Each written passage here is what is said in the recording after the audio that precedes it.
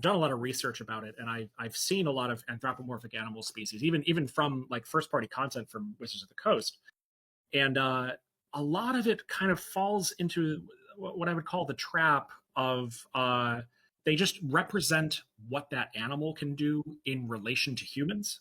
Okay. Like, you know, Yeah. everybody gets claws and everybody gets dark vision and everybody gets scent because, you know, that's kind That's of the what thing we think of as animals like an do. animal. Yeah, Yeah, yeah. exactly.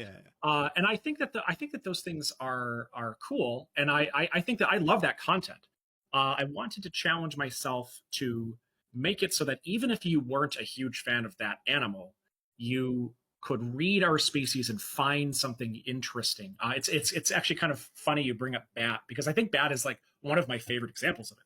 That to me is Because like hard mode. Like building a character that's a bat like is totally hard mode because you have such a unique. Can I like tell people like sure, yeah, yeah, of one of the course, unique abilities of the bat species is you have this essentially a bag of other dimension, and that's a character thing. That's not, you know, what's the first thing your players look for when you're playing D&D or anything? You're looking for a bag of holding. It's just what you're doing. You're looking for, yeah. you want to just loot everything, shove it in the bag, maybe throw goblins in there, whatever. I'm not judging.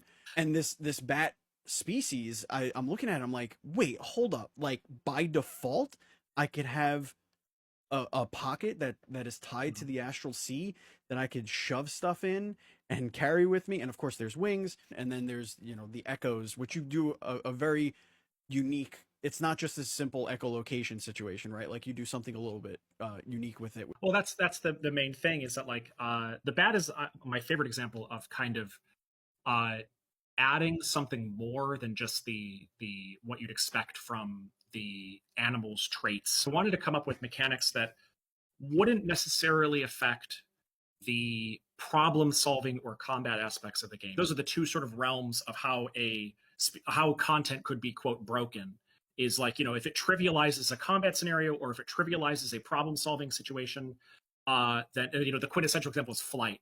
Like, you know, flight changes problem solving in combat a ton, like Yeah. way more than people even realize, I think.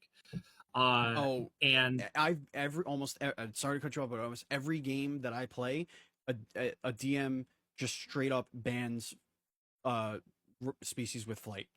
it's and tough, yeah. and